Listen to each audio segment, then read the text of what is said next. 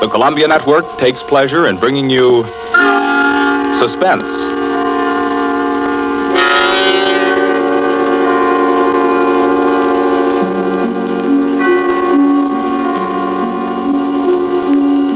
Suspense, a new series of programs with one strict purpose in view, your entertainment. Each week at this time, CBS sets aside 30 minutes to excite you, to mystify you, and on occasion to horrify you with a catalog of the world's great thrillers, dramas from the stage and screen, from fiction and radio, dramas that bring you suspense. This, the second offering of a new series, is a unique one. Certainly, it is one of the very few pieces of suspense literature that somehow manages to tickle your funny bone while busily engaged in tingling your spine. Make no mistake, though, nobody's kidding. CBS presents its adaptation of John Collier's well-known short story, Wet Saturday.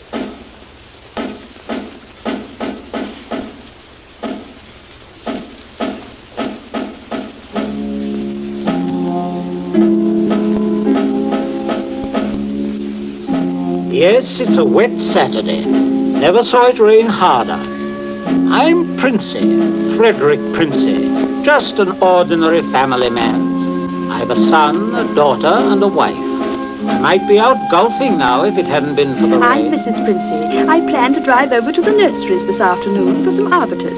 The borders, you know, but... Oh, the whole lot of them make me sick. Yes, I'm George, son and heir. I had a date to go punting. Couldn't find the blasted punt in this weather, so I'm home too. I'm Millicent. I was going to play croquet. That's how I happened to have a mallet. Yes, that's the Princey family. We find them at home. Mrs. Princey, Millicent, George sprawled on a couch, Mr. Princey biting on a dry pipe. Their living room is dull and overstuffed. Rain beats at the windows. They are any middle-class family at home on a wet day, except for one small item. As you sit with them in the living room, you can see through the door to the sun porch a pair of men's feet, encased in black boots. They look like the feet of a curate. There's a tenseness in the room. The air is charged with excitement, but the feet are very still. Don't keep staring at them. Listen to me, all of you. Don't you see? They'd hang her. That's what they do. They'd hang her. Oh, Fred, it's too awful. Awful? It's catastrophic. A supposedly sweet, gentle, intelligent girl, respected, loved by the whole village, doing a thing like this. Think of the publicity, the disgrace.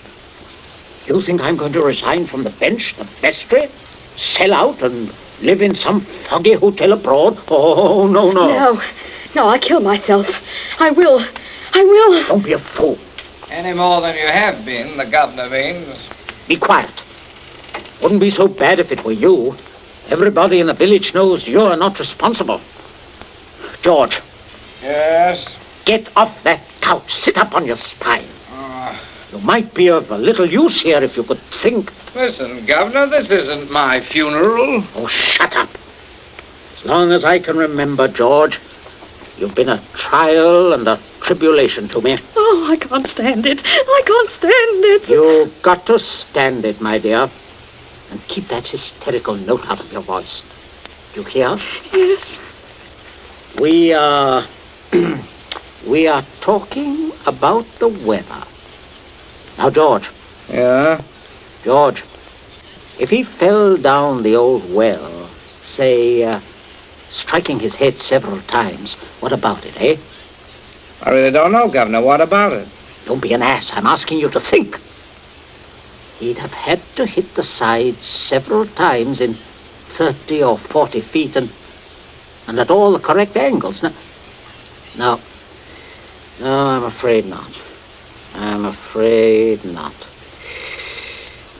We'll have to go over it all again, Millicent. Oh, no, Father. No. I couldn't. Millicent, we must go over it all again. Oh, Fred, you're torturing her. Oh, face facts, mater. With him lying there, there's no use pretending it's a picnic. They might hang you, Millicent. Oh, stop that shaking. Stop it here. You must stop it. Just keep your voice quiet. Millicent, we are talking of the weather. Now, we will proceed. I can't. Not with those boots there. Oh, should have thought of those boots, Millie. I'm not moving them. Oh, sit up, George. Stop shuffling your feet. Now, Millicent, look at me. Answer me truthfully, you hear? Answer me. You were in the croquet courts. Yes. Who knew you were in love with this wretched curate? Oh, the whole village. They've been sniggering about it at the pub for 3 years past. What a filthy mess. Millicent, we continue. You were on the croquet court. Yes. You were putting the croquet set into its box. Yes. It was starting to rain. I was carrying the balls and mallets into the sun porch. The box was there. You heard someone enter the garden gate and come across the yard. Yes. Could you see who it was? Oh, not at first. I was going into the sun porch. I threw down all the mallets but the red one and turned around. It was Withers. Yes. So you called him? Loudly? Did you call him loudly? Could anyone have heard? No, Father, I'm sure not. I didn't really call him. I just spoke his name. He saw me as I went to the door. He just waved his hand and came over. How can I find out from you whether there was anyone about? Whether he could have been seen? I'm sure not, Father. I'm quite sure. So, you both went into the sun porch. Yes. It was raining hard then. What did he say? He said, "Hello, Millie," and excuse his coming in the back way, but he set out to walk over to Liston. Yes? And he said, passing the park, he'd seen the house and suddenly thought of me. And he thought he'd just look in for a moment. He had something to tell me. Go on. He said he was so happy, he wanted me to share it. He'd heard from the bishop he was to have a vicarage. And it wasn't only that. It meant he could marry. Then he began to stutter and get all confused. And of course, I thought he meant me. Don't tell me what you thought. Tell me exactly what he said, nothing else. Well, oh dear. Oh, stop crying. It's a luxury you can no longer afford. Tell me what happened. He said, no. He said it wasn't me. It's Ella Bragdon Davis. And he was sorry and all that. Then he went to go. And then? I went mad. He turned his back. I had the red mallet of the croquet set in my hand. I forgot to drop it in the box when he came. Did you shout or scream? I mean, as you hit him? No, I'm sure I didn't. Did he? Come on, speak up. No, Father. And then? I threw it down. I came straight in here. I went to look for Mother. That's all. My poor baby. No one. Leave the child alone, Fred. Not such a child, mater. Millie, I had no idea Keep you had... quiet. I'm thinking. You see, George, he probably told people he was going to Liston. Certainly no one knows he came here, for he didn't decide until he crossed the park. He might have been attacked in the woods. We must consider every detail. A curate with his head battered in. Don't, Father, don't. A curate, head battered in. Now, who would want to kill Withers? Kill Withers? Well, I would with pleasure. How do you do, Mrs. Princey? Captain Smollett. Oh, sit down, pray. Mustn't get up for me, Mrs. Princey. You either, Millicent. My word. Just being neighbourly on a bad day. I wanted to ask you about those dahlia bulbs, Princey. Took a shortcut on account of the rain and walked right in. Knew you wouldn't mind. Oh, he heard you, Father. My dear, we can all have our little jokes. Don't pretend to be shocked. This way, Smollett. This chair, facing the fireplace. Sit down, Mother. Just straightening the curtains to the sun porch, dear. It looks so gloomy out there. Might as well shut the rain out. Just talking about a little theoretical cure at killing, Smollett. Young people these days like thrillers. Parsonicide. Justifiable parsonicide. Have you heard about Ella Bragdon Davis? I shall be most properly laughed at. Why? Why should you be laughed at, Smollett? No, and a shot in that direction myself. She half said yes, too. Haven't you heard? She told most people. Now it'll look as if I got turned down for a white rat in a dog collar. Oh, too bad. Oh, fortune of war. Yes, fortune of war. Odd how it happens, isn't it? Sit down, Smollett. Millicent, console Captain Smollett with your best light conversation. You too, Mother. George and I have something to look at outside. There's this rain, very bad, very bad. Come, George. Right-o, Governor. Maybe we'll need raincoats, what? Oh, I don't think so. Just make yourself at home, Smollett. Make yourself at home. A cigarette, Captain Smollett? Thank you. Nasty day to be going out. It's something about the old well, just off the sun porch door, This terrible sodden weather seems to have loosened some of the stones. Oh, too bad. Dash too bad. Spoils the tennis and croquet, a day like this. Doesn't it, Millie? Oh, yes, it does. She was practicing out on the croquet court earlier, but, do pull your chair nearer the fire, Captain. It was so damp, we thought it would be cozy to light it. Thank you, I'm quite comfortable. I hope you don't feel too bad about Ella Davis. Can't always win. Can't see, though, what you women see in these bloodless clerics. Oh, I always thought Mr. Withers is a very charming man. Quite agree, but why should anyone want to marry him? You wouldn't want to marry him, would you, Millie? Not now. That is, are you? Oh, no, of course not. Smollett. Yes, Princess. Good Lord, man, you come in on a fellow suddenly. Guess I did. Oh, don't mind this old double-barreled shotgun. Been working on it.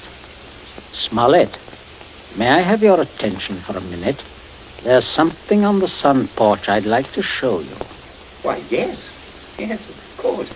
Smollett, George and I went out to see if we could shoot some rats which have been driven out of the old well by the high water. Afraid they might get into the house. Now, you must listen to me very carefully. Very carefully, or you will be shot by accident. Princey, what's got into you? You heard me ask as you came in, who would kill Withers? You also heard Millicent make a comment, an unguarded comment. Well, what of it? Very little. Unless you were to hear that Withers had met a violent end this very afternoon. And that, my dear Smollett, is what you are going to hear. What? Withers? Yes. Who killed him? Millicent. Good Lord. Yes, it's a mess. And of course, you would have remembered and guessed. Maybe, yes, I suppose I should. Therefore, you constitute a problem. Why did she kill him? Oh, it's one of those disgusting things. Pitiable, too. She deluded herself that he was in love with her. Good heavens, Millie. Oh, yes, of course, I see. He had told her about the Davis girl. I understand. Now, I have no wish, as you will comprehend, that she should be proved either a lunatic or a murderess. I could hardly go on living here after that. I suppose not. On the other hand, you know about it. Yes, I see that makes me a problem. You're wondering if I could keep my mouth shut. If I promised... I am wondering if I could believe you. But if I promised... If things went smoothly, yes. But not if there was any sort of suspicion, any questioning. You would be afraid of being an accessory. Why, I don't know. I do. What are we going to do? I can't see anything else. You'd never be fool enough to do me in. You can't get rid of two corpses. Oh, I regard it as a better risk than the other. It could be an accident. Or you and Withers could both disappear. There are possibilities in that. Listen, you can't. I can, but there may be a way out. There is. Smollett, you gave it to me yourself. I did what? You said you would kill Withers. You have a motive. Oh, look here, I was joking. Of course you saw that. You are always joking. Listen, Smollett, I can't trust you. You must trust me. Else I will kill you now in the next minute. I mean that. You can choose between dying and living. Go on. Now, there's the old well just outside the sun porch door. That's where I'm going to put Withers. No one outside knows he has come up here this afternoon. No one will ever look there for him unless you tell them. You must give me evidence that you have murdered Withers. I murdered him? Why do you want that? So that I shall be dead sure that you will never open your lips on the subject. I see. What evidence? George, hit him in the face. Sure. George, don't! Keep out of this. Oh, Captain, you should be more careful. Look what your teeth did to my knuckles. Again, George. Okay. Oh, I can't stand it. Oh, how can you? Keep quiet. You women keep out of this. I'm sorry, Smollett, but there must be traces of a struggle between you and Withers. Then it will not be altogether safe for you to go to the police. But can't you take my word, man? I will when we are finished. George? Yes? Get the croquet mallet. Right, Governor. Take your handkerchief to it. In there on the sun porch floor. Yeah. Yes, I got it, Governor. There, Captain. There's the weapon. As I told you, Smollett. Now, you'll just grasp the end that mashed Withers' head. I shall shoot you if you don't. But good Lord, you can't. All right. There. That's it. Now deposit it out by the side of the house, out of the rain, of course. No, wait, George. First, you'd better pull a few hairs out of his head and put them under the nails of Withers' right hand. Princey, have you gone mad? Do you know what you're doing? With this gun, yes. Go ahead, George. Sorry to muss your hair up, Captain. Shut up, Smollett. There. That's all we need. Now for Withers, and we'll fix it right up. Be right with you, Governor. Smollett, you may turn around. Withers is just there in the sun porch. Draw back the curtain. Good Lord, Princey. Yes, messy. But we'll get him fixed up.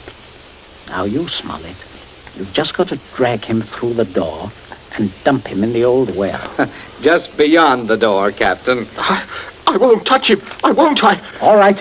Stand aside. Out of range, George. Right. Only one place I want this bullet to go. Father.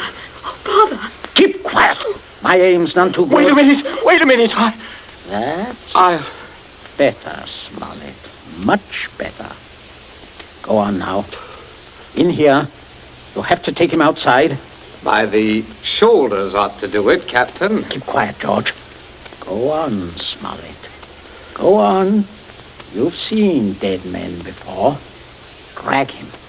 Drag him. I'll just hold the gun here to make sure that everything goes all right.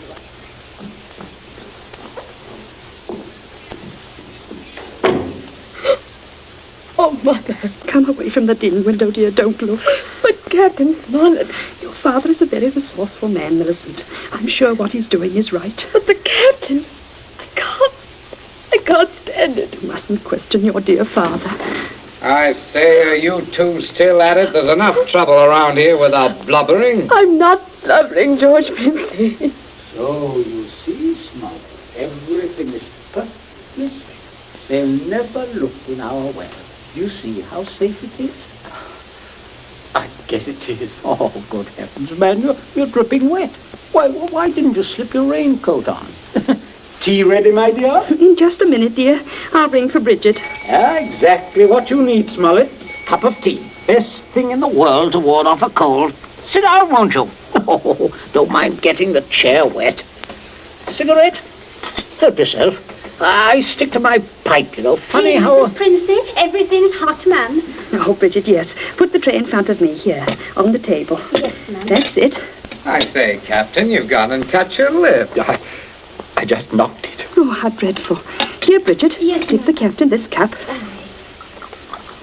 No, thank you. I rather think I'll be running along now, if you don't mind. Why, Captain Smollett, without any tea? Oh, if you don't mind, Mrs. Princey, if I could just have my raincoat. Oh, I'll get it for you, Captain. Oh, this is very distressing, Smollett, very. Oh, I'll be all right presently, I'm sure. Here we are now. Let me help you. Thank you, young man. There. Better go out the front way, Smollett. Walk is dry. Oh, let me hold the door for you, Captain. Don't worry, old fellow. Don't worry at all. No, Good afternoon. Nothing serious, I imagine. Little rest and he'll be as right as rain. By the way, Millicent, you're not looking any too well. No, not well at all. I'm sure it was that croak he caught. Being outdoors in weather like this is simply foolhardy. The mater's right, Millie. You saw what happened to Captain Smollett. Oh, come along, dear. I shall give you a hot foot bath and put you to bed. And a couple of days in bed, and you'll be fine again. Get plenty of rest, Millicent, and don't worry about a thing. That's the best cure. Well, I guess I'll have a little rest too, Governor. It's a fine afternoon for a nap. Indeed it is, son. Well, enjoy yourself. I'll see you later. I'll see you all later.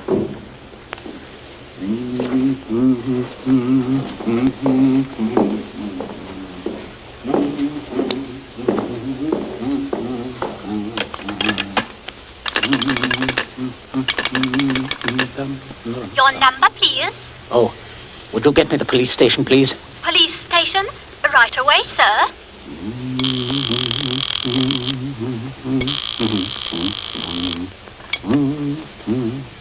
Police headquarters, Sergeant Yancey speaking. Oh, hello, Sergeant. This is Prince here, Abbott's Road. I believe you know me. Oh, indeed I do, Mr. Princey. Sergeant, a horrible thing has just happened. Quite extraordinary. Murder, in fact.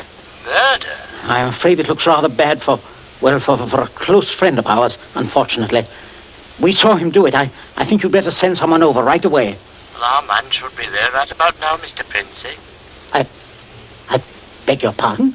I say, our man should be there now. Constable Martin has his post right below your house there. Just rang in. Seems Captain Smollett was with him. Captain Smollett?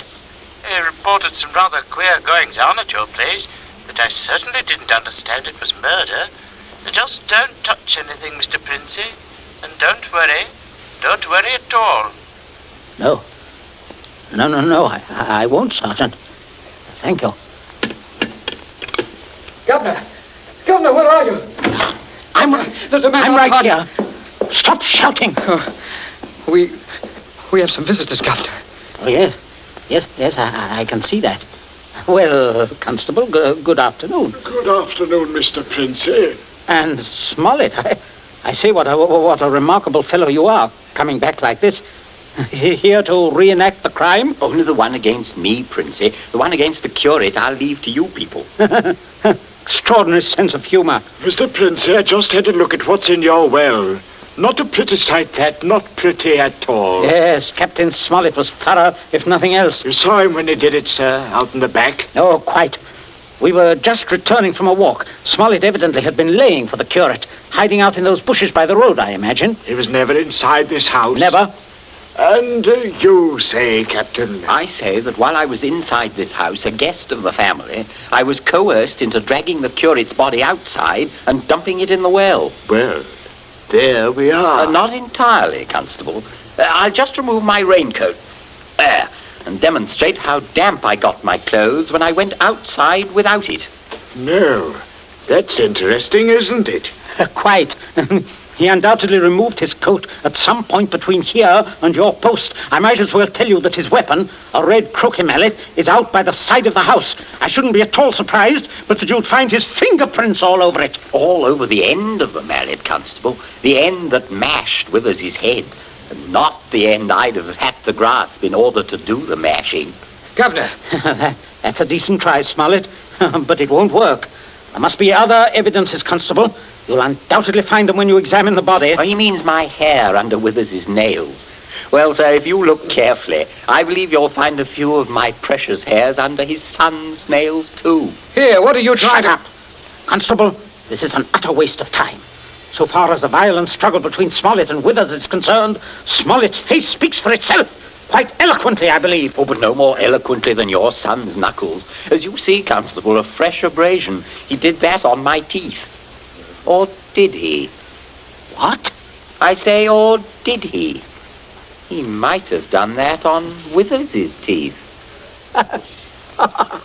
Oh, I see. I see what you mean. But I didn't. Governor, he said I... Oh, keep still, you nitwit. Let me think. As a matter of fact, George, the more I think of it, the more I'm convinced it was your voice I heard. Quite a vigorous quarrel. Something about the curate jilting your sister. Oh, don't be ridiculous, Smollett. Very well, Princey. If your son didn't do it, who did? That's what I'd like to know. How about it, Mr. Princey? Well, that is a sticker, all right. George, my boy, it looks like you're elected. Elected? What do you mean? I didn't do it. Why, I had nothing to do. Keep your mouth shut, will you? I won't. I'm not going to take the blame for her. Millie did it. She did it with that mallet. I saw. You could prove that? Prove it? Yes. Her fingerprints on the mallet. The handle. Why, George, don't you remember when you made me touch the mallet? When you picked it up with your handkerchief? No, George, I'm sure you wiped that handle clean. Oh, well, I could hardly expect you to remember that if you can't even remember killing the curate. Governor, I told you to keep still. But, Governor, you're not going to turn me over. As long as I can remember, George, you've been a trial and a tribulation to me. Governor, You shouldn't have done it, son. You really shouldn't. No, George, that was definitely wrong. I say, Princey, I think I'll have that cup of tea after all. Nothing like it in weather like this. Wet Saturday, from the short story by John Collier. You have just heard the second in Columbia's new series, a series designed to bring you the best in thrill entertainment. Outstanding dramas from the field of fiction and radio, stage and screen. Dramas of pure suspense.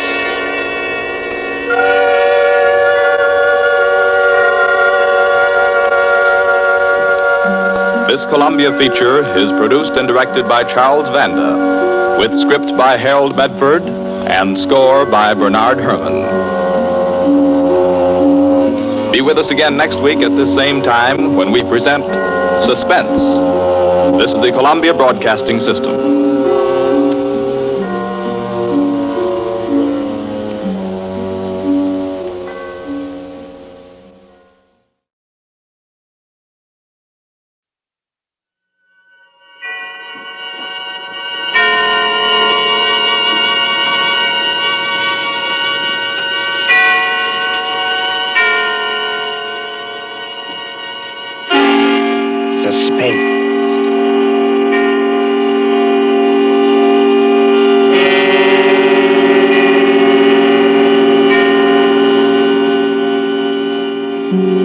This is the Man in Black, here again to introduce Columbia's program, Suspense. Our distinguished star this evening is the stage and screen favorite, Mr. Paul Lucas, whose performances in The Lady Vanishes and in the stage production The Watch on the Rhine you will recall with pleasure. Tonight's tale of suspense is a story by John Dixon Carr, Fire, Burn and Cauldron Bubble. If you've been with us on these Tuesday nights, you will know that suspense is compounded of mystery and suspicion and dangerous adventure. In this series are tales calculated to intrigue you, to stir your nerves, to offer you a precarious situation and then withhold the solution until the last possible moment. And so with Fire, Burn and Cauldron Bubble and the performance of Paul Lucas and the other members of our company, we again hope to keep you in... Drury Lane Theatre presents the distinguished American actor Myron Willard in Shakespeare's Macbeth, with magic effects especially designed by Ludwig von Arnheim.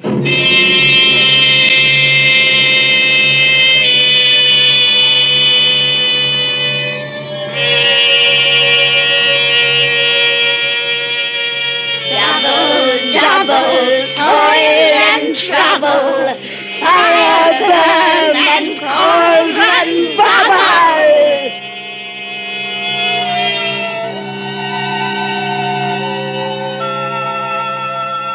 Historic Drury Lane Theatre, a relic of old London. On this site, in the cramped and crooked lanes of Aldwych, there has been a playhouse since Nell Gwynn sold oranges in the pit. The present theatre, though modernized, is heavy and darkened with time. By daylight, it is a dinginess of red plush seats, haunted by old ghosts. But at night, when the lights bloom for some new production, when the murmur of a crowd fills the carpeted aisles and the orchestra begins to tune up, it is kindled with that strange magic before the rise of the curtain. Right this way, sir. E12 and 13. Program. Chocolate. Thank you. No, madam. This is Rowie. Your seat's a G4. And backstage, where nerves crawl and there is a tendency to spleen, the three witches of the play are huddled around the peephole in the curtain, looking out into the audience. They are hideous-looking creatures, these witches, in grey rags like cobwebs. But as they speak... Dear, I am scared. Don't let it bother you, darling. You can't even see the audience when the floats are on. There's nothing to worry about. Nothing except the size of the take at the box office. You won't even have to worry about that tonight. Look out there. You two are shaking as much as I am. Now, don't pretend. All right, all right. Everybody's jumpy on first nights. What I can't understand is why they want to use young girls as witches and then make us talk in cracked voices as though we were 80. Double, double, toil and trouble, fire, burn, and cauldron bubble. What's that? Katie, darling, it's only one of the ghost effects. You've been hearing it for weeks at rehearsals. I will say this for Myron Willard, as an actor and a manager, too. He's the first one who's ever had a real professional magician to do the ghost effects for this ham show. Oh, Ivy, Celia, look there. Where? Out in the audience in the second upper box on the left-hand side. Oh. Don't you see the woman who's just coming in? Yes, I can see her. Not a bad-looking bit of goods for her age. What about her? But that's Marcia Blair. Marcia Blair? You don't mean you've never heard of her? I can't say I have either, if it comes to that. Move over, Ivy. Give us a squint. Marcia Blair used to be Mr. Willard's leading lady. She was a very great actress 15 years ago. Oh, 15 years ago. She's had a terribly romantic history. Well, she's made lots of money and retired from the stage. Then she married some horrible no-good, and... Did you see that tall gray-haired man standing beside her? Well, he doesn't look much like a no-good. That's not the man I mean, Celia. That's Howard White, her second husband. Oh.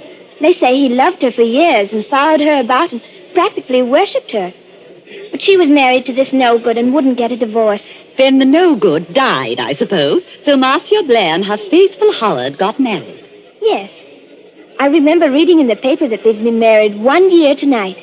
I expect they're very happy. Well, I'd be happy, too, if I had a mink coat and a string of pearls like that. Well, you've got to admit she's beautiful. All right, Katie, if you say so. I used to go and see her act when I was a little girl. She was kind of an idol. I wonder what they're saying to each other up in that box now. I wonder what they're saying.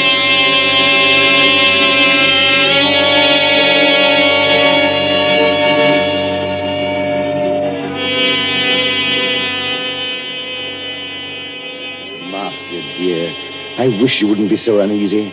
Nothing can happen to you here. You're uneasy yourself, Howard. Yes, I suppose I am a little. Howard, I know I shouldn't be talking like this on our first anniversary, but that's what worries me. What if Barry isn't dead? What if he isn't dead? Oh, listen to me, darling. Your late husband, heaven condemn his soul, died in New York more than a year ago. We have proof of that. Well, then who wrote those letters to me? I don't know, dear. Somebody playing a joke on you. Joke? If you marry him, Marcia, you won't be alive a year from then. Joke. But you're married to me, my dear, and you are alive. Shall I quote you something from another play, Howard? Well? The Ides of March are come. Aye, Caesar, but not gone. And it's still 2 hours. 2 hours to the time we were actually married. Oh, look here, dear. This is carrying an obsession too far. It would be just like Barry to wait until the last moment, just to make it worse. You knew him. Yes, I knew him. He was a genius. I suppose so. As a mere businessman, I never quite understood this theatrical temperament, except yours, of course. Barry was a greater actor than Myron Willard will ever be. Barry could play anything, from a Cockney to King Lear. His skill at makeup wasn't merely good. It was terrifying. Oh, Howard, I am frightened. Suppose he's managed to get close to us tonight, and yet we can't see him. Well, the music started, Marcia. I shall have to go. Must you go, Howard? Really? If I break this appointment with Ferndale, dear, the deal will be called off. And since I haven't got too much backing anyway, All right, dear. I understand. Go ahead. Unless you wanted to come with me. And Miss Myron's opening tonight? Oh, I couldn't do that. I tell you, you'll be perfectly safe here, dear. Of course, Howard. I know that. You're in full view of 3,000 people. Nobody could attack you. The only door to this box is guarded. Outside that door will be Miss Fenton, who's devoted to you, and the chauffeur who's even more devoted to you. What could happen, dear? Nothing, of course. And I'd prefer to be alone anyway. Yes, I rather guessed that. Oh, please, dear. It's just that I can't endure anybody being with me when I'm watching a great play. But that doesn't include you, darling. Then, if you'll accept these, madam, in honor of our first anniversary. Oh, Howard. Well, they're lovely. Of course I'll accept them. And here's a program. Got everything else you need? Yes. Yes, I think so. I just opened the door to the passage to make sure our watchdogs are on guard. Yes, they're out there, all right. Good night, Marcia. See you in an hour or two. Good night, Howard. And good luck. Miss Fenton, Bradley. Yes, Mr. White.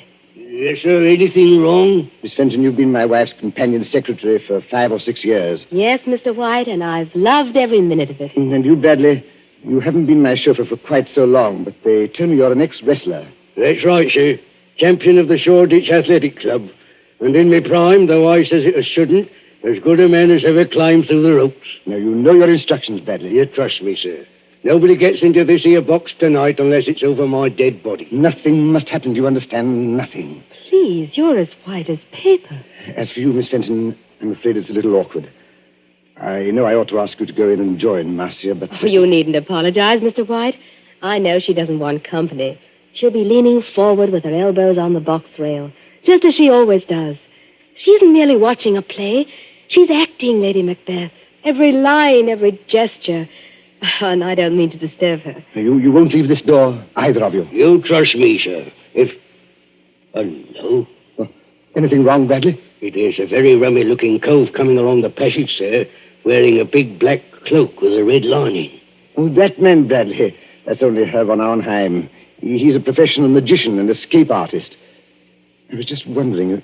excuse me. Don't worry, Mr. White. We'll look after her. Von Arnheim.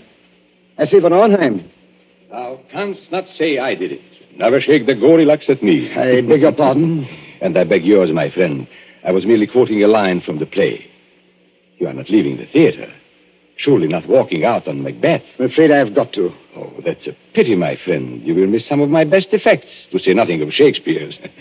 When Banquo's ghost appears at the table. I don't want to hear any more about ghosts, thanks. Banquo's or anybody else's. I imagine you mean your wife's late husband. You've heard about it, then? Yes, your wife has told me a good deal. She seems to think that in my profession I might have some charm over demons or spell against ghosts. You know, Von Arnheim, in a muddled kind of way, that's what I've been wondering myself. Unfortunately, no. I am all too human. But your problem interests me. And I confess it worries me. Worries you? What about me? As I understand it, her first husband was a half-mad American actor who later went completely mad and died in New York. His, what's the word I want? Obsession? That's it, obsession. His obsession was Marcia Blair's eyes. Yes, always her eyes. They seemed to hypnotize him. It is not new, you know. You'll find the same motive, the eyes of a beautiful woman, all through the works of Edgar Allan Poe. Then, as I understand it, after this man's death, she began to receive a series of letters. Foul letters. Apparently written by him, and threatening her with some rather horrible form of death if she married you. I tell you, Barry Lake is dead. He can't get up out of his coffin. Oh, getting out of coffins, my friend, is not so difficult. I have done it myself. Oh, please stop joking, Von Arnheim. You don't happen to be dead. True. There is that small difference. Is your wife here in the theater tonight? Yes. She wouldn't have come here except that it's Marion Willard's first night, and we haven't seen Marion, either of us, in years. She's back there in box D. So I hear. I was hoping that you might invite me to share the box. Look here, old man, I don't want to seem inhospitable, but... She doesn't want company? Well, that's about it. Well, then walk back a little distance with me, this way, so that we can see the stage from the back of the dress circle. Now, the orchestra has stopped, and they'll ring up in a moment. There. Look at it. Look at what? The stage, man. The lights have gone out. All except the dim yellow footlights shining at the curtain. The last cough, the last murmur, the last rustle of program dies away in one vast, breathing hush. The curtain goes up. Let go of my arm, Von Arnheim. I've got to leave. Now, what are the stage directions? A desert place. Thunder and lightning. Enter 3 witches.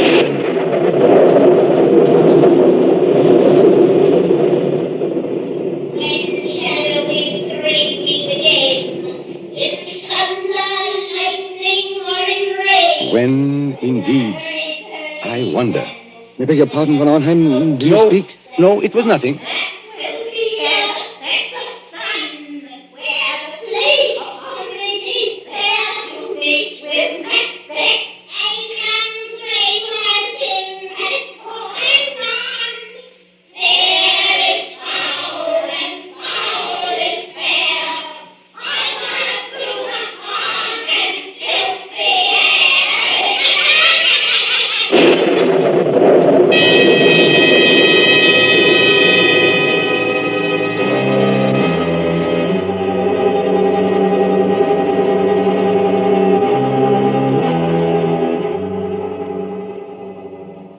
London newspapers for that year 1936, you may read how Myron Willard triumphed at Drury Lane as Macbeth. But tonight, as the clock ticks on, there is another drama in the dimly lighted corridor outside Box D. There sits Miss Louise Fenton, Marcia Blair's companion secretary. Beside her, burly and broken-nosed, is big Jim Bradley, the ex-wrestler. And when more than half an hour has passed... There's the applause, Jim. That must be the end of the first act. Yes, I hear it. Nothing's happened. But take my word for it, nothing's going to happen. Oh, she's such a likable person, Jim. And I think one of our greatest Shakespearean actresses. Well, I don't much care for this Shakespeare business, miss. You give me a good movie with gangsters in it. That's my style. Oh, you don't understand, Jim. I've seen her as Juliet, as Rosalind, as Portia, in our own drawing room without any props. I've heard her as Lady Macbeth, too. You should see her eyes. Her eyes, miss? Yes, you should see her eyes when she delivers that speech. The raven himself is hoarse that croaks the fatal entrance. Hey, miss, look there. What is it? That foreign-looking cove in the black cape coming along the passage now. Easy. I beg your pardon. You are Miss Louise Fenton, aren't you? Yes, my name is Fenton. What is it? I am Ludwig von Arnheim, a friend of Mr. White's. And I must see Marcia Blair at once. No, you don't, Governor. You're not going in there. Why not? Because nobody goes in there. Not if it was the king himself. That's orders. Now listen to me, both of you. When the lights went on, I happened to be looking at Box D from the other side of the theater. And I think there is something wrong. But there can't be anything wrong. Jim Bradley and I have been sitting here the whole time. Except, of course... Except when?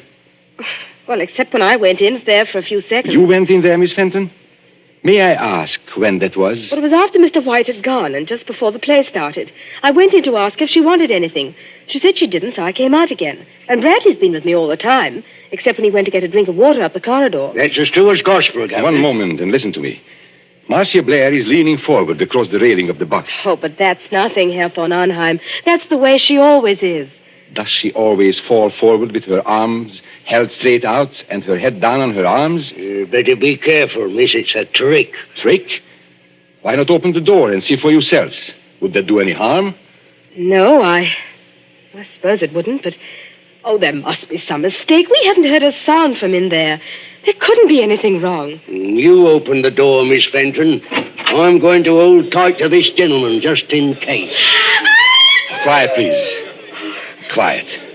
What is it, miss? Walk in there with me, both of you. Please go carefully, as though nothing were wrong. We don't want to attract attention. Now. Oh, Herr von Arnheim. There's blood all over her face. Yes. And don't begin screaming again, Miss Fenton, when I tell you she's dead. Bradley? Yes, sir? Pick Miss Blair's body up and carry her out into the corridor. In another minute, we'll have the whole theater wanting to know what's wrong. All right, sir. You win. But what about the people in the other boxes? Won't they see? They've gone down to the bar to get a drink. They won't see anything. Hurry. She ain't no lightweight, the poor lady ain't. Steady does it. Hold the door open. That's got it. Now, close the door. Shall I put her down on the floor, Governor? Yes, better do that. I never took those threats seriously. That's what I blame myself for. And if something did happen, well, I thought he'd attack her. I never thought he'd hide away across the theater and fire a shot. And you were quite right, Miss Fenton. Marcia Blair was not shot. She wasn't shot. No. Take a look at the wound. Oh, I can't look at it. She was stabbed. Stabbed through the right eye with a narrow, sharp blade, which entered her brain and killed her instantly. Not a pretty death, but a quick one. You seem to know a lot about this, Governor. Perhaps I do, my friend, and perhaps I can guess a lot more. You mean somebody stood out there and threw a knife at her? Like a ruddy music hall turn? No, I don't mean that either. There's no knife in the wound and none in the box. The murderer took it away. Took it away? Exactly. Herr von Arnheim, please wait. You're not saying someone climbed up from outside, 20 or 30 feet from the floor, and stabbed poor Marcia in full sight of 3,000 people? That, Miss Fenton, is what the evidence seems to indicate. But it's impossible. Yet it happened. There is Marcia Blair's body. What's that? Oh, it's the warning bell for the second act. People will be coming back here any minute. What are we going to do?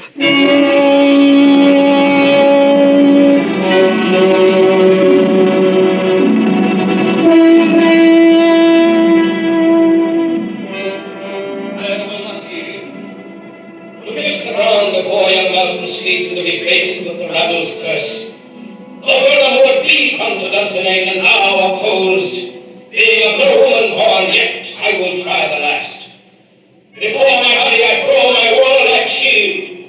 Lay on, nectar, and then be him the first prize. Hold, enough.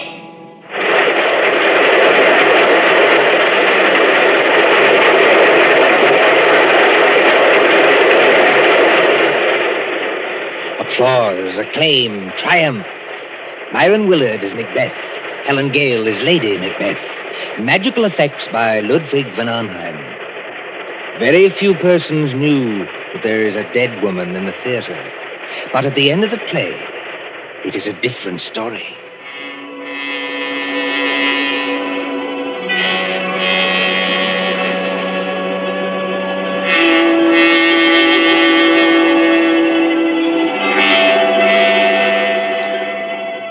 The crowd files out, past a cordon of police. The lights are extinguished. The great theater is dark and mumbling with echoes. See the stage now. Only the battens or overhead lights pour down a pale blaze on two men who stand grotesquely against the background of Dunsinane Castle. One of these men is Howard White, very near collapse. The other is Myron Willard himself, still wearing his makeup, still wearing helmet and chain mail. And when Willard speaks... Howard! Howard White! Confounded man, can't you hear what I'm saying? Excuse me, madam. This is almost finished. Oh, not that I'm blaming you, old man. Thank you, madam. It's traditional, you know, that Macbeth's an unlucky play. But up to the very end, I thought I'd never done better. 11 curtain calls. No, 12. How did you like my tomorrow and tomorrow speech? I'm sorry, madam. I'm afraid I didn't hear it. Yes, poor old Marcia. She'd have hated to die like that. Marcia was proud of her eyes. Always nearsighted as an owl, but too vain to wear glasses. There's Von Arnheim looking at us from under the castle archway. Von Arnheim!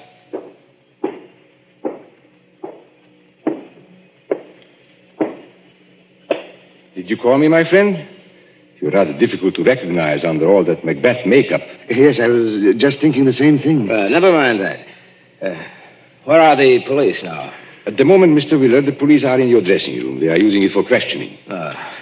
No reception tonight, of course. No, but I thought you might be interested in 2 items of information that police have just discovered. Go on. We had a fairly full house tonight, I believe. Fairly full. Every seat was reserved. Reserved, yes, but not occupied. I don't follow you. 1 box on the ground floor, box E to be exact, was empty. Reserved and paid for, but empty. And box E, oddly enough, was just underneath the one occupied by Marcia Blair. Well, all the same, I still don't see quite what you're... Now, our next item of information comes from an usher.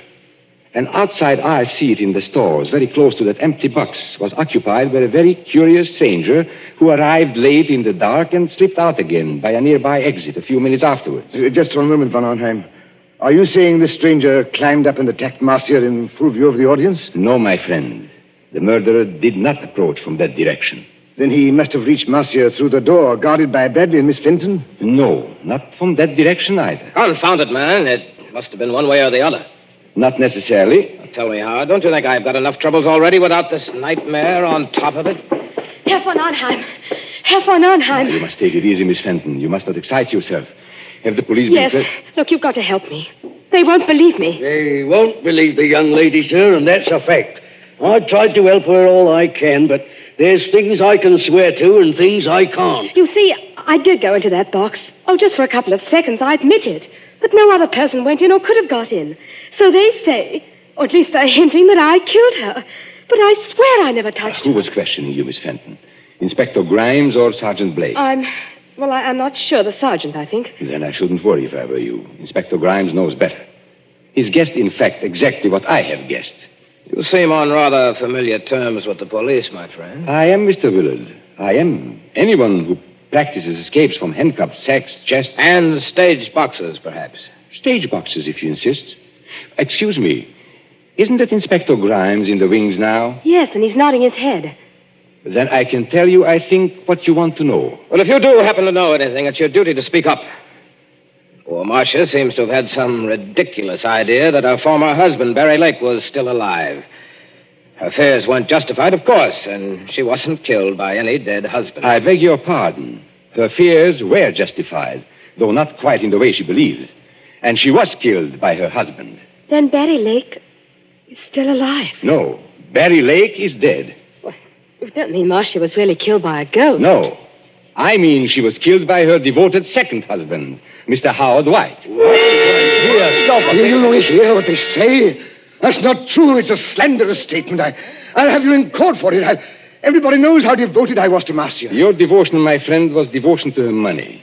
And your business affairs have been shaky for a long time. That's not true, and you can't prove it. Marcia Blair was inclined to be, shall we say, a little close-fisted with money. That's true anyway. It's a lie. Willing to marry him, but Mr. Howard White knew he'd never touch a penny unless he killed her.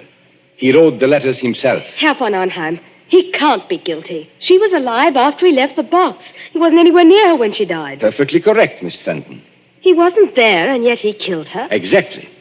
But you and Bradley can supply the clue that will hang him. Me, sir? I don't know nothing. No, I don't either. I think you do if you'll put your mind to it. Do you remember what Howard White said to her just before he left the box? Yes, he said, "Good night, Marcia. See you in an hour or two."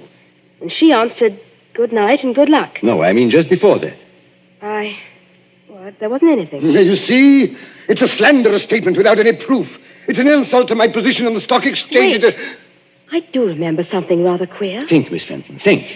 He said to Marcia jokingly, "If you'll accept these, madam, in honor of our first anniversary."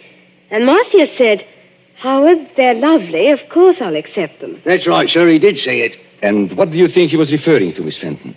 What was he asking her to accept?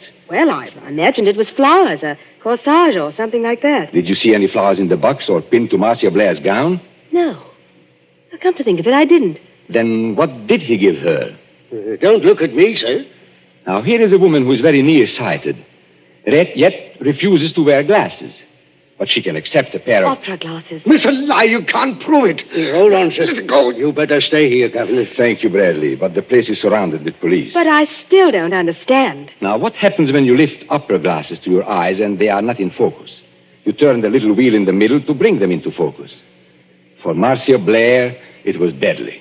You mean that the glasses had something... Yes, they were specially constructed glasses, Miss Fenton. They were invented by a French criminal years ago. That little wheel is a little trigger. It releases the spring of a sharp, thin blade which strikes through the eyes into the brain. Oh, don't, please. You can't prove it. Marcia Blair died instantly. The glasses torn from her eye by their own weight dropped over the box rail to the carpeted aisle below. The only witnesses who might have noticed would have been the people in the box just underneath. And that box was empty. By arrangement, yes. Even if anybody did see them fall, Howard White was prepared to remove the evidence instantly. You haven't forgotten the curious stranger. Curious stranger? I mean the man who slipped in after it was dark, took an aisle seat just under the box, and slipped out again a few minutes later. It's a pack of lies from start to finish. You can't prove a word of it. I beg your pardon, my friend. Didn't you see Inspector Grimes not to me a moment ago? Well... You are going to hang, my friend, for one of the neatest and cruelest crimes in my experience. The police have just found those opera glasses with a neat set of fingerprints in the side pocket of your motor car.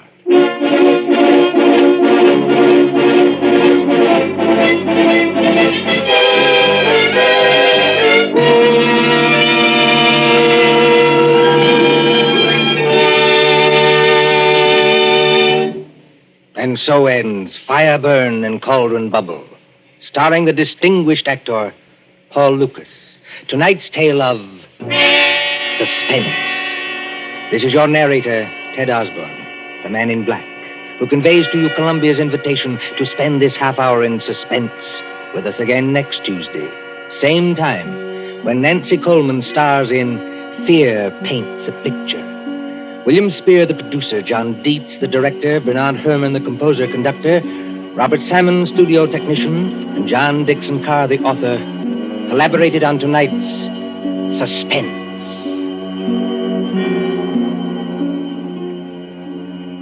This is the Columbia Broadcasting System.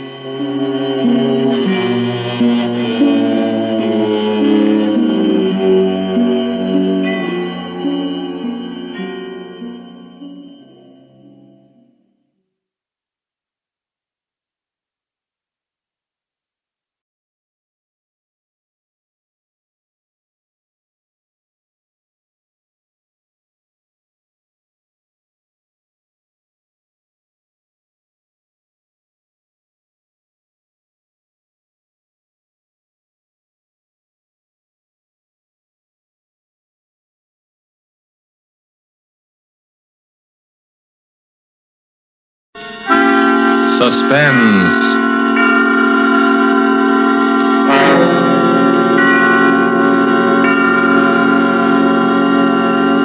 This is the Man in Black, here again to introduce Columbia's program, Suspense. Tonight, in one of her rare radio appearances, we bring you a star who has occupied a unique place in the affections of moviegoers ever since the screen first became of age, Miss Lillian Gish. Appearing with Miss Gish are two distinguished players, Mr. Ray Collins of the Metro-Goldwyn-Mayer fold, whose current release is Thousands Cheer, and Mr. Bramwell Fletcher, who has ornamented many a stage and film success. There are only three players in Marry for Murder, which is tonight's tale of suspense. Only three characters in this story, whose beginning and end are shrouded in a dense down-east fog. A story of slow terror and swift death, planned by a brilliant murderer.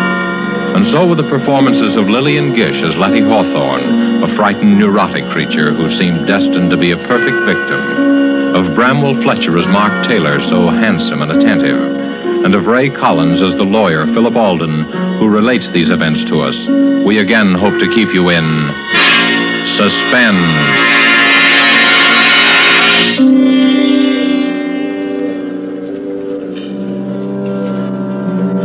I used to love the sound of foghorns on the bay, especially at night when I sat before the fire.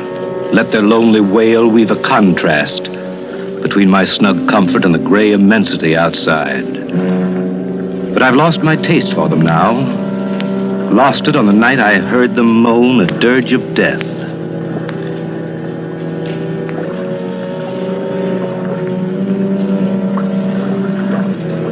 It's hard enough to lose a friend. But to lose one as I lost Letty Hawthorne is the kind of blow you never quite forget. I remember the first time I met her. It had fogged up all of a sudden, as it does here on the Cape. But Ann Wentworth held her Sunday night supper as usual. Letty was the only stranger there, a newcomer to the Cape. I looked at her and thought she'd be an attractive woman if she only didn't flutter so much. She was a trim, pretty woman of about my own age, which is 40. You're Philip Alden, the lawyer, aren't you? Oh, what a pleasure to meet so many nice people. There go those foghorns again. Yes, Does one really get used to them in time? Well, I love the Cape, but I can hardly bear that sound. So depressing, isn't it? So morbid. Well, to your first question, yes, I'm Alden, an attorney. As for the foghorns, well, if you stay with us for a few years, you won't be able to live without them, Mrs. Hawthorne.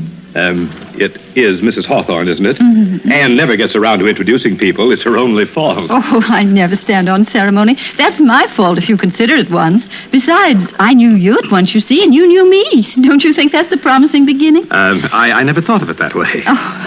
Oh, dearie me. There it goes again. It makes me think of ghosts walking over my grave. How can you bear it? They do serve a very important purpose, you know. Oh, I suppose they do, but they give me the shudders. As a matter of fact, I find them comforting. I made Jane Hart promise to stay with me tonight if the fog doesn't lift. I daren't be alone. You see, I'm still a bit nervous. Oh? I've been ill, you know, and the doctor prescribed complete rest and quiet. I see. That's why I came up here. Well, you'll find what you're looking for here, I'm sure. Oh, do you think so? I do hope I will. My nerves are simply shattered. Mr. Hawthorne's death, you see. Such a tragedy. I'm terribly sorry. You see, it happened so suddenly. I can't quite believe Can that. I get you some of Anne's cider cup? That's one of our Sunday night features. Oh, thank you. That would be so nice.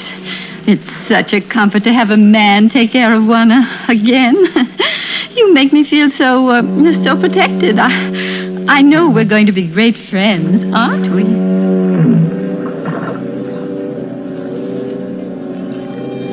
I can tell you I worried a bit for a while after that first party. Letty Hawthorne was a charming woman, a bit fluttery, as I said, but still attractive and rather pathetic. I was afraid she was setting her cap for me. You see, I'm a crusty old bachelor, but even my friends were beginning to wonder. So it was with mingled relief and regret that I learned one day that Letty Hawthorne had transferred her attentions to another newcomer to the Cape, Mark Taylor. He was 8 or 10 years younger than she, a handsome fellow, but somewhat dissolute looking. I didn't like him. I may as well admit that from the start. But short of marrying her myself, there wasn't much I could do. Anyway, they seemed happy enough, at first. One day after the wedding, Letty called me on a matter of business. I went down there after sundown. The three of us sat out on the beach in front of her cottage. I'm so glad you were able to come, Philip. You see, Mark and I were counting on you. Always glad to oblige you, Letty. As a matter of fact, Alden, we want you to attend to a legal matter for us. Yes? Yes, Philip. Mark wants to make a will. I told him I don't like wills. There's something so unhealthy about them. But Mark simply insists upon it. Very sensible, I'm sure. Oh, you men. You're all alike. It needn't be a very elaborate affair, Alden. Just a simple document stating that I leave all my property to Letty. Well, if he does that, Philip, I want you to make out a will for me, too. Leaving everything I have to Mark. But Letty, there's no need... I insist. Oh, well, Alden here is going to think I married you for your money. Money? Oh, why, I really don't know anything at all about my affairs. Really, I don't. Frank, Mr. Hawthorne always used to say, Letty, I really think you know less about business than a child. I left the management of his estate entirely to his secretary, you know. Well, just some simple document that makes my intention clear. You know the form, Alden. And, of course, if Letty insists... But I do. We'll have twin wills. It doesn't sound so frightening that way. The way Letty talks about wills, you can tell she has a secret vice, can't you? A secret vice? My wife's a murder mystery fan, Alden. I didn't find out until it was too late. Oh, Mark, you silly. When you say that, Taylor, smile. I'm a detective fan myself.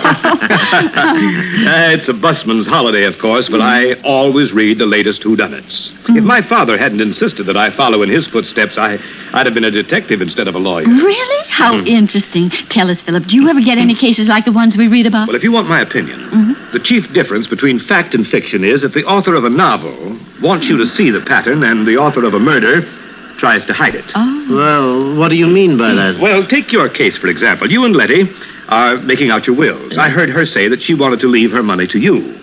But how do I know the idea just sprang into her head of its own accord? How do I know that you didn't plant it there? Plant it? What do you mean? Why, what possible reason could I have? Well, as things stand now, there's no reason for me to ask if you planted the idea in her head. But if Letty were found dead... Dead? Oh, Philip, how dreadful. How can you even think such thoughts? Mark, darling, how terrible for you. Philip, you're to apologize this minute. No, Letty. Philip was just trying to explain. Well, I won't have him talking about such horrible things. Of course, I didn't mean you to. I was just using you as an example. Well, I didn't mean to be rude, Philip, but, well, you know my nerves, and it's getting dark. And... Oh, the bay is beautiful at night, of course, but I've always been afraid of the water. That's why I've had such a time persuading her to come out for a sail. The Artemis has been tied up all summer, waiting. It's just silly, I know. And I will go with you, Mark. But let's do wait for a calm day. You know, Letty's idea of a sail is to sit becalmed half a mile offshore. My wife has perfect confidence in me, you see. Oh, Mark, it isn't that. You're making fun of me, aren't you? Of course, I trust you completely, but... well, I'm not very athletic. You're missing one of the treats of the Cape if you don't sail. But I shall. Of course I shall, and soon. And what's more, I'm going to get Mark to teach me to handle the Artemis. Well, I'll be looking forward to seeing your sails on the bay then. Oh, Mark, a storm. I better be getting home before it breaks. Are you sure you'll be all right? Oh, I'm simply terrified of thunder. Wouldn't you rather stop with us? Oh, I can make it to town. Stop by tomorrow, won't you, Alden? Or as soon as you have those papers. Right. Now, you won't be nervous after our talk of wills and murders. But of course you won't. I'm such a coward myself that I can never understand how other people can be so brave. You know, Philip, Letty's helplessness is one of her chief charms. Sometimes I suspect she exaggerates it just to make me feel important. Oh, Mark, you mustn't. Giving all my secrets away. Well, don't worry about me or the wills, Letty. Someday you will frighten yourself to death.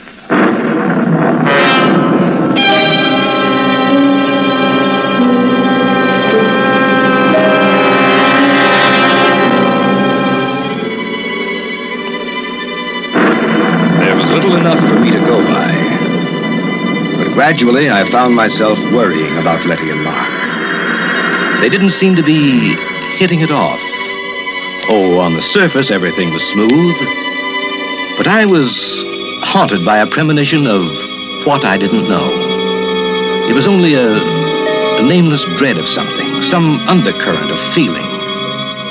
Letty's nerves were getting no better. In fact, she seemed more tense, more frightened than ever.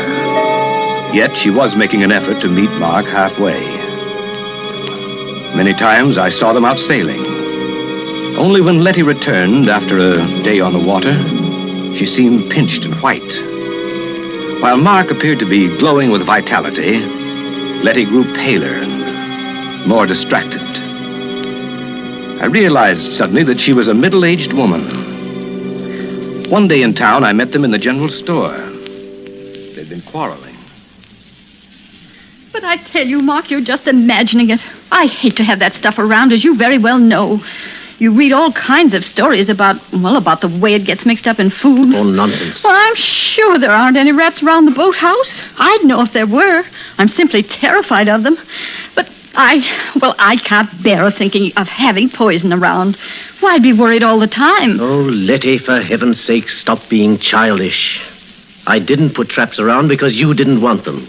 Now that I'm trying to get rid of them in another way, you make a scene. I don't see why we have to go into a 3-act tragedy just because I want to buy some rat poison. Hello, you two. Oh, hello, Alden. Why, Philip, how nice to see you. Mark and I were just doing a little shopping. Philip, will you do me a favor? Will you please reason with Letty and try to get some sense into her head? Say, wait a minute. This sounds serious. Well, it isn't really. But, Philip, you know my nerves and the way things upset me, and Mark just doesn't understand. Oh, I know I'm just a silly woman, but the doctor says I have to be humored. And now Mark is so unreasonable, and it's such a little thing. Of course it's a little thing, and that's why I can't understand your attitude. Now, look here, Philip. The boathouse is infested with rats. Wouldn't you say the obvious course of action would be to get rid of them? Why, of course. But poison, rat poison. Oh, Philip, don't you see how horrible it is? I mean, accidents do happen. I've always hated to have anything like that around just in case. I've heard of children eating this stuff by accident. But you two people can take care of yourselves. Frankly, Letty, I think you're making a fuss over nothing. Yes, that's right, Philip. That's just what I told her. Well, very well then. But if I'm found dead, I hope you realize you'll both be under suspicion.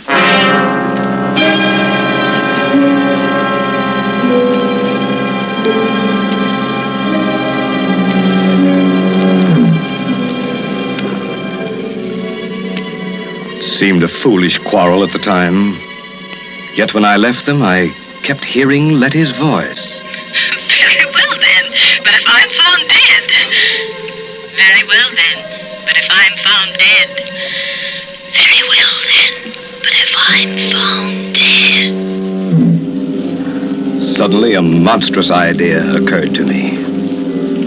I wondered if Letty had been trying to warn me. And then the horrible suspicion broke. All the trifling things began to add up. Letty's nervousness, her fear of sailing with Mark, her terror of having the poison in the house. But why? Why should she be afraid of Mark? What motive had he? And then I knew. I had helped to give him the motive when I drew up Letty's will.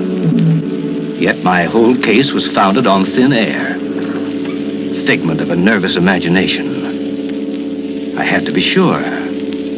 I had to keep an eye on them. I found myself making excuses. Excuses to drop by at their cottage. Who is it, Letty? Who's there? It's Philip.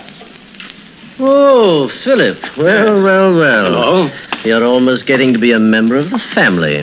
Well, I just thought I'd ask you to help me eat the first bluefish of the season. There's too much here for an old bachelor like me. Why, Philip Alden, if you aren't the most thoughtful person, how perfectly sweet of you. Of course you'll stay to dinner.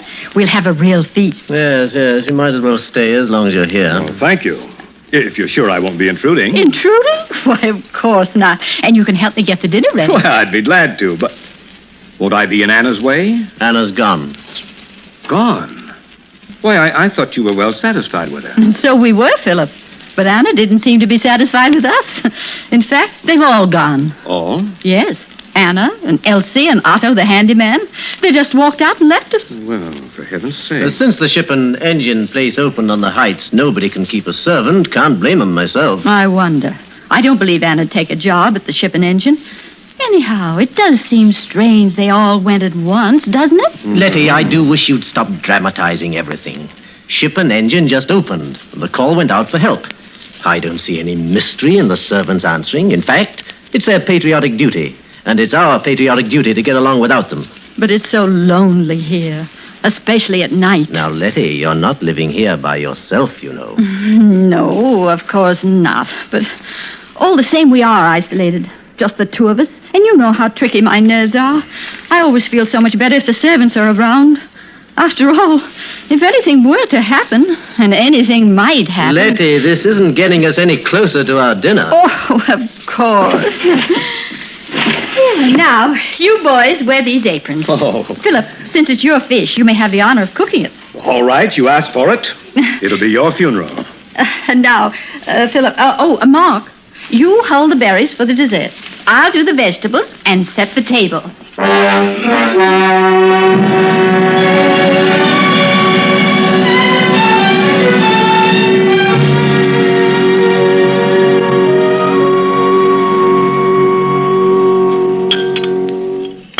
Well, for a seasoned bachelor, this dinner's a rare treat, Letty. Oh, I'm so glad you enjoyed it, Philip.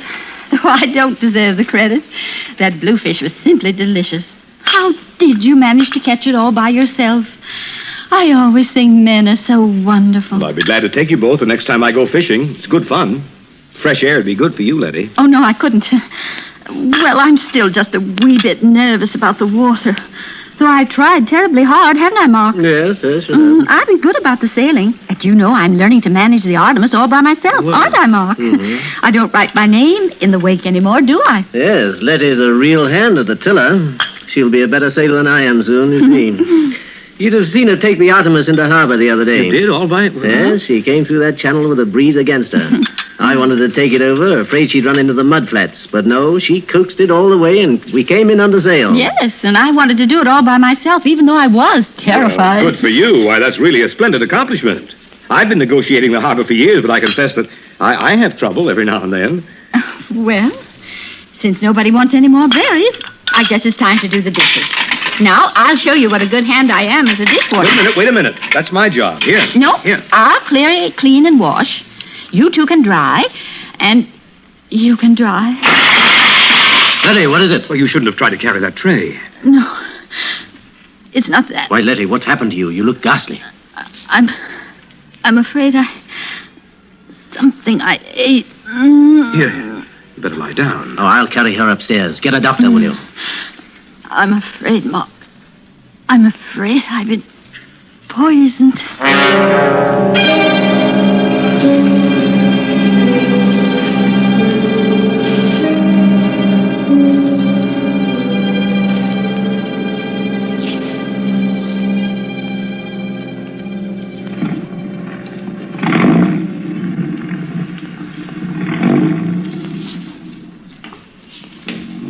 But great heavens, Philip, I just can't believe it.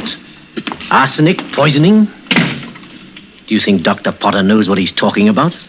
I'm sure he does. Of course, we can't be sure till the tests are made, but I don't see. I don't understand. It's not very hard to understand. Letty ate arsenic. How or where she got it, we don't know, but it's not difficult to guess. But we all ate the same meal, you and I and she. Why, good Lord, Philip.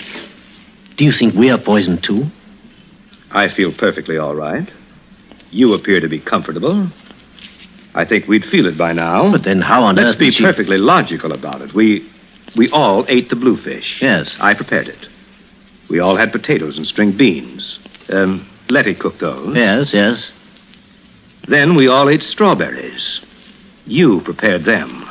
Why... Now, the fish and the vegetables were all served in large platters, and each one of us helped ourselves. Therefore, if any poison were in the food, we'd all be sick. But the strawberries, Mark... See here, Alden, are you suggesting... Wait a minute. We're just following this through logically. The strawberries were put on the table in separate dishes. The poison could have been slipped into Letty's plate in the kitchen. Alden, you have no right to accuse me of this. Why, you're fixing up a case against me. I'm doing nothing of the sort. In any event, I think you might worry less about your own skin and more about Letty. Thanks. I think I can take care of my own wife. Nevertheless, I suggest you get someone to help you. I'm perfectly well able to nurse her myself. If I were you, I'd have someone else as well. I'll send Mrs. Halstead over from town. She's an experienced, practical nurse. What I've always appreciated about you, Philip, is the way you mind your own business. I'll be going now. Mrs. Halstead will be along as soon as I can get her.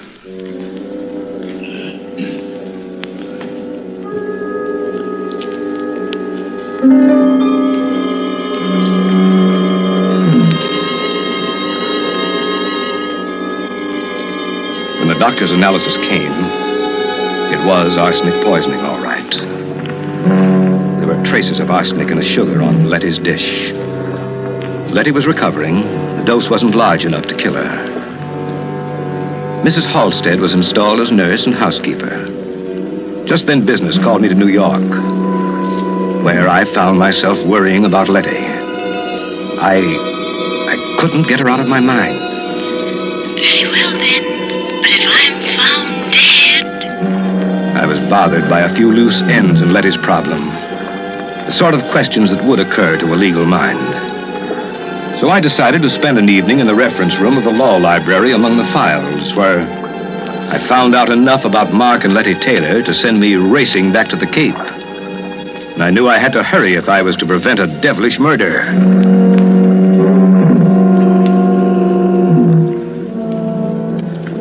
It was one of those dull gray afternoons when I arrived at the station. Fog was so thick over the bay that it seemed to cloud the whole town. Cold fear gripped me. Letty and Mark, I learned, had left at dawn for a weekend sail. I could picture them. Murderer and victim. Shrouded in the gray veils of the fog. Drifting, waiting. While the foghorns cawed a hoarse warning of murder. So, I was too late. The trap was sprung. With my newly gained insight into the affairs of Letty and Mark, I could have averted the tragedy, but I was too late. Or was I? If only they hadn't really left for that sail. I took the chance. Feeling my way along the Cape Road, I reached the Taylor cottage. Nobody was there. Then I heard noises in the boathouse. I crept down the slope and listened.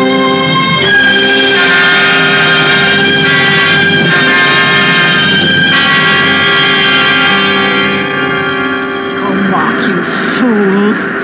Philip Alden will be sure you planned to murder me for my money. I saw the suspicion dawn in his mind that day we made out our twin wills.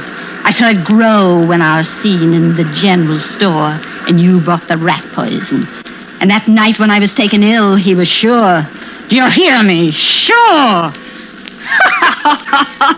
You wanted to teach me to sail the Artemis. Thought I was afraid of the water. Well, Mark Taylor, when your body drifts to shore, Philip Alden will swear that only an accident prevented you from murdering me. What fools you men are. Aren't you? Aren't you? Why wouldn't you like to answer me, Mark? Don't you wish you could talk to me again? To your helpless little Letty. But you can't, can you? Dead men can't talk, can they? But they say that in the instant of dying, a man can understand many things. Did you understand, Mark? But how could you? You are really a stupid man, Mark. Didn't you ever wonder about my former husband and his tragic death? Didn't you ever want to know about Frank Hawthorne? He did. At the very end, he wondered about his predecessor, George Martin. Strange how both died in a yachting accident, isn't it? Frank died off the coast of California, and George was drowned in the Gulf of Mexico. And now you, Mark, your body will be found someplace along the Cape here, I suppose. Oh, what bad luck I've had with my husbands. But how thoughtful all of you were to leave me your property. Too bad I'm such an extravagant widow, isn't it? For I do run through money. I wasn't lying about that. Oh, dear, I wish I could I wish you could help me get your body to the Artemis. If only you hadn't insisted on turning back when the fog rose. I could have killed you so much more neatly. A sudden gust of wind while I was at the wheel, and the Artemis jibes, and the boom catches you, and off you go to the bottom of the sea. But now, I've got to lug you back on board and pitch you overboard somewhere. It was really inconsiderate, Mark, to make me kill you in the boathouse here. You won't have to drag the body aboard, Letty. Oh, Philip, I'm so glad you've come. Are you, Letty? Something dreadful's happened to Mark. I'm so upset I hardly know how to tell you. Oh, Philip, I think I've... You needn't pull a phony feint this time, Letty. I fell for it before when you made me think that Mark had poisoned you. That is, almost. Why, what do you mean, Philip? That was a little too smart, Letty, that poison, see. Because when I left you, I wondered about two things. Why anyone should be foolish enough to attempt that type of murder before an audience, and why, having attempted it, he should fail to make the dose large enough. I don't know what you're talking about. I think you do. You see, while I was in New York, I took the trouble to look up a few matters that were bothering me. And I found the newspaper clippings of your two previous, shall we say, accidents. Oh, Philip, isn't it dreadful? Still pretending. You're a clever woman, Letty, but I overheard you just now. You'll never prove anything. I think I will. You see, I found the motive, too. It was marry for money, marry for murder, wasn't it? I wouldn't try to run away, Letty. I brought a gun. You're coming with me to the police station. Don't wonder that you hate the sound of foghorns, Letty Taylor. You've spoiled them for me, too.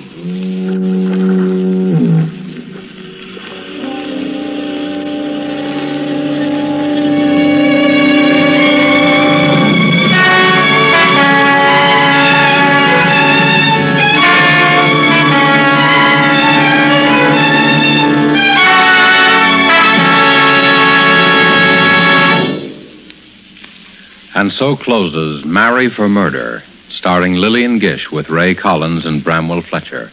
Tonight's tale of Suspense.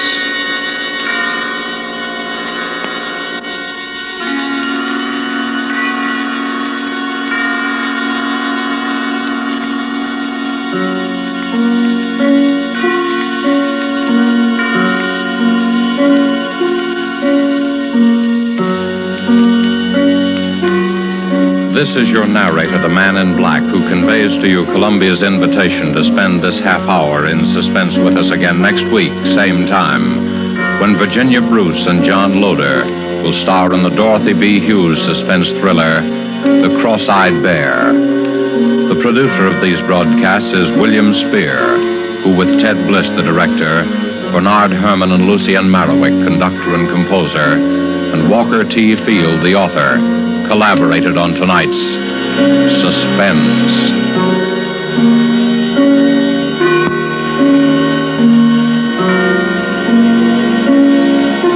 This is CBS, the Columbia Broadcasting System.